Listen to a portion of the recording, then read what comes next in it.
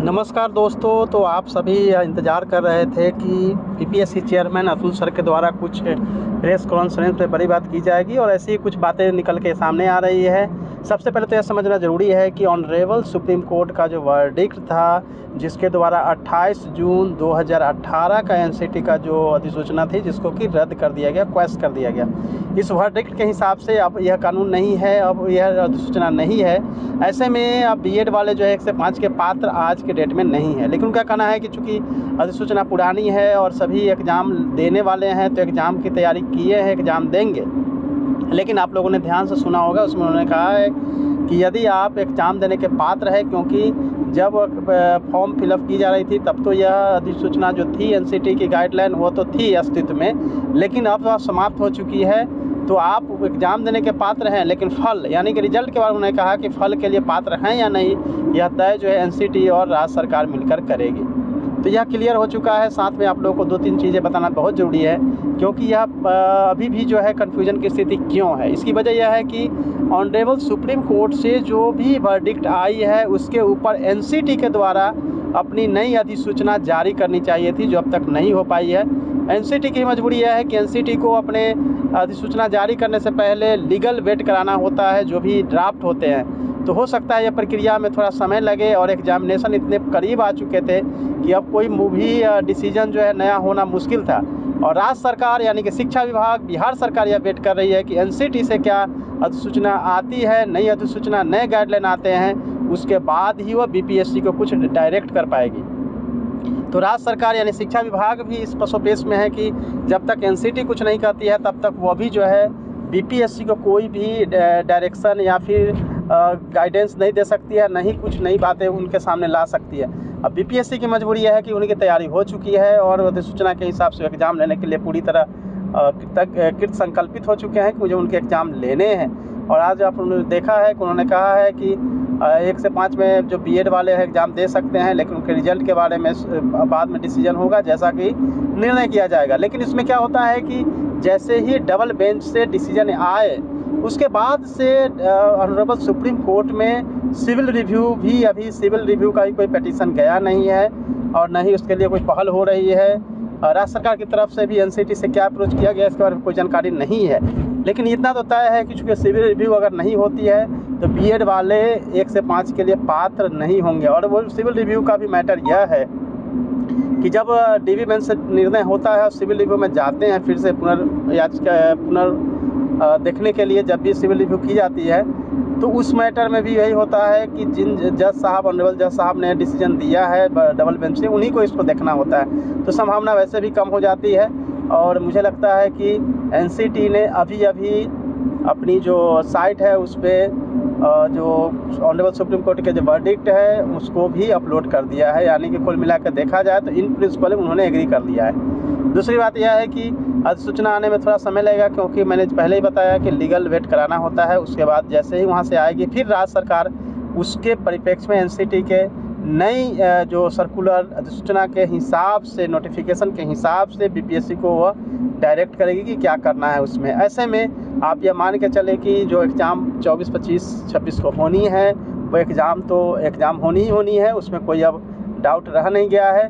लेकिन 1 से 5 वाले पात्र होंगे या नहीं होंगे, उसमें केवल और केवल एक ही राह बचता है, वो है सिविल रिव्यू का, जिसमें कि अभी भी संभावना दिख नहीं रही है कि कहीं कोई पहल हो रही है। इसीलिए 1 से 5 वाले अब जो है उनके सामने स्टेट एग्ज़ाम्स जो कि बिहार स्कूल एग्जामिनेशन द्वारा होनी है, उसको आप लोग फॉर्म जल्दी फिलअप कर दें, और फिर 9, 10, 11, 12 की जो सीटें बचेगी उसमें आप लोग फिर एग्ज़ाम दे पाएंगे। जहाँ तक मेरी व्यक्तिगत राय है कि जैसा कि सर ने बताया है कि 3,80,000 डीएलएड स्टूडेंट्स हैं, और आप सब जानते हैं कि जिनके पास डीएलएड और बीएड था, उसमें से लगभग सभी ने बीएड को ही सर्टिफिकेट दिया, और उन्होंने सोचा कि शायद उनका प्रमोशन होगा। इसके चलते डीएलएड बीएड वाले दोनों सर्टिफिकेट जिनके पास थे, उन्होंने बीएड का सर्टिफिकेट शो किया है बीपीएससी में। ऐसे में बीपीएससी के जब रिजल्ट आने की संभावना होगी, रिजल्ट आएगी, तो उस समय कैसे डिसीजन होगा कहा नहीं जा सकता है।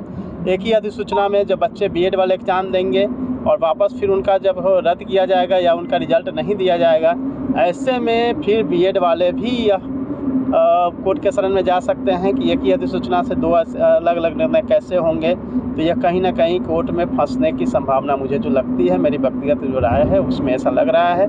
अच्छा तो यह होता कि फ्रेश एप्लीकेशन हो जाता जिसमें, या फिर एडिट का ऑप्शन होता, जो भी डीएलएड कैंडिडेट्स हैं वो अपने आप को एडिट कर लेते उस पर, और जो सर्टिफिकेट है वो अपलोड कर लेते, तो उसमें से बीएड वाले निकल जाते और बीएड वाले को ऑप्शन दिया जाता है। जिस तरह से 20 अगस्त को सीटेट के एग्ज़ाम को भी क्वालिफाई किया गया कि आप लोग भी एग्ज़ाम दीजिए, और अगर सीटेट क्वालिफाई करते हैं तो आपका रिजल्ट भी चूँकि बाद में आना है तो आ जाएगा। उसी तरीके से 9, 10, 11, 12 के लिए भी जो स्टेट एग्ज़ाम होने जा रही है उनको भी क्वालिफाइंग करते हुए कि जो स्टेट पास करेंगे उनका रिजल्ट दिया जाएगा, तो उनको भी 9, 10, 11, 12 में चांस मिल जाता। और साथ में जो आप देखे होंगे कि 10+2 में सीट से भी आधी आई है आप आवेदन, 9, 10 में भी सीट से डबल के आसपास ही आई है। ऐसे में आप सबको पता है कि चूँकि 2013 में एग्ज़ाम हुई थी स्टेट की 9, 10, 11, 12 के लिए, और फिर 19 में हुई थी 9, 10 के लिए। ऐसे में जो पात्रता परीक्षा हुई थी उसमें कैंडिडेट की संख्या कम है, क्योंकि एक लंबा गैप 10 साल से पहले हुआ था। तो बहुत सारे कैंडिडेट जो हैं उन्होंने अपना अलग करियर ढूंढ लिया, या फिर केबी या दूसरे स्कूल में चले गए, इससे उनकी संख्या थोड़ी कम हो गई है। तो बीएड वाले जो स्टूडेंट्स हैं जो कि 1 से 5 में नहीं बन पा रहे हैं शिक्षक, उनको एक अपॉर्चुनिटी मिल जाती कि 9, 10, 11, 12 में भी वो एग्ज़ाम दे पाते। यह तभी संभव हो पाता जब वो एडिट का ऑप्शन आता, एग्ज़ाम के डेट को थोड़ा आगे बढ़ाया जाता, और फिर 9, 10, 11, 12 में भी स्टेट एग्ज़ाम जो है वो बिहार स्कूल एग्जामिनेशन से भी ये रिक्वेस्ट किया जा सकता था कि वो जल्दी एग्ज़ाम ले लें, ताकि 9, 10, 11, 12 के लिए भी जो संख्या है या कैंडिडेट हैं उनको अपॉर्चुनिटी मिल जाती, क्योंकि उन्होंने पूरी तैयारी करके रखी थी। तो स्टेट में भी उनको केवल 50 नंबर का फर्स्ट और सेकंड पेपर में एग्ज़ाम देना था, और फिर 100 मार्क्स के उनके सब्जेक्ट में एग्ज़ाम देने थे। तो ऐसे में उनके पास ऑप्शन तो बहुत सारे थे कि जो बच्चे हैं बीएड वाले, उनकी भी जो लाइफ है, उनके जो फ्यूचर है वो भी सेफ हो पाता, क्योंकि वो अपना एग्ज़ाम दे पाते और फिर वो कॉम्पिटिटिव बीपीएससी द्वारा एग्ज़ाम हो रही है उसमें वो भाग ले पाते। मेरे ख्याल से, मेरा व्यक्तिगत राय कि ऐसा होना चाहिए था। अदरवाइज़ एग्ज़ाम हो रही है, रिज़ल्ट भी जो 1 से 5 में है उसकी संभावना भी है ख़त्म हो रही है, और फिर आई डोंट नो कि क्या होने वाला है, क्योंकि कैंडिडेट जो हैं अपने पर्सनल राइट्स को लेकर फिर कोर्ट में जाएंगे, और फिर एग्ज़ाम जो है, रिज़ल्ट जो है, सब कुछ फंस के रह जाएगी। और सीधी लाइन इसमें यही होती कि फ्रेश एप्लीकेशन करा के और स्टेट एग्ज़ाम दिलवा के बिहार स्कूल एग्जामिनेशन से सबका लाइफ बच जाता और सभी लोग अपने अपने एग्ज़ाम को दे सकते थे।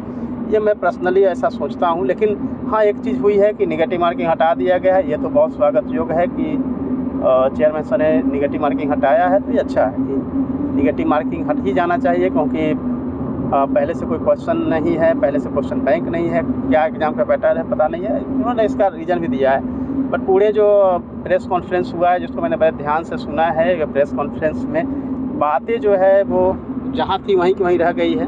और यह मजबूरी भी है बीपीएससी की, कुछ वो आगे कुछ कर नहीं पा रही है, क्योंकि शिक्षा विभाग के द्वारा जो इंस्ट्रक्शन मिलेंगे उसी के हिसाब से, उसी के फलाफल से चीज़ें आगे बढ़ेगी। और शिक्षा विभाग या बिहार सरकार तभी आगे बढ़ पाएगी जब एनसीटी से कुछ आता है। तो कुल मिलाकर देखा जाए तो अभी एनसीटी से बिहार सरकार यानी कि शिक्षा विभाग और वहाँ से बीपीएससी को आने में समय लगता, और ये पूरा जर्नी जो है इस तरह से होगी कि टाइम लगेगा। ऐसे में एग्जामिनेशन का डेट तय है, एग्जामिनेशन हो रही है, तो जो लोग बीएड वाले हैं एग्ज़ाम, मुझे लगता है कि जब उनके चांस नहीं जाने हैं तो एक बार कम से कम एग्ज़ाम तो दे ही देना चाहिए। आगे जो होना है वो होगा ही।